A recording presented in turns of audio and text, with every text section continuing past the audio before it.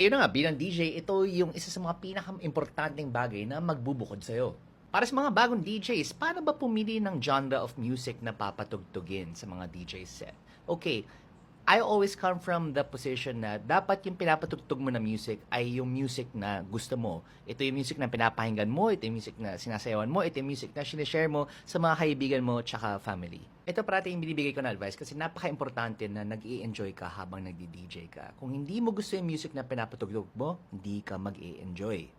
Ngayon, habang tumatagal ka na sa pagdi-DJ mo, responsibilidad mo sa sarili mo, pati sa audience mo, na alamin ang history ng music na pinapatugtog mo at mag-dig deeper, ika nga, para makapatugtog ka ng mas malawak na selection of songs in the genre that you specialize in. Ang ibig sabihin nito is huwag ka lang patugtog ng mga nasa top 100 playlist ng Beatport or ng Spotify, yung mga obvious na kanta. I mean, those are okay to play in a set, pero dapat suriin mo. Isa kang music researcher kung tutuusin. Whenever you're a DJ, hindi ka lang nagpapatugtog ng mga kung anong sikat na kanta. Siyempre, naghahanap ka rin ng mga kanta na may historical significance, may cultural significance, tsaka may significance mismo sa kultura ng pagdi-DJ.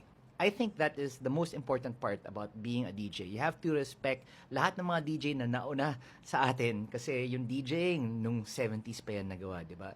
Even way before that if you think about it kasi sa radio stations meron ng mga disc jockey, di ba? So we need to know the history of DJing and we need to pay respect to all the DJs who came before us, pati yung mga genre na pinapatugtugan natin. Alamin natin kung ano ba yung history nito, saan nanggaling, sino yung mga nagsimula, sino yung mga pioneers ng particular genre of music na yan. And kung maaari, patugtugin mo rin sa mga DJ set mo, di ba? It shows na you're not just another DJ na nagpapatugtog lang ng kung anong sikat, pero gumawa ka talaga ng effort para i-research at alamin yung ugat ng tugtugan natin.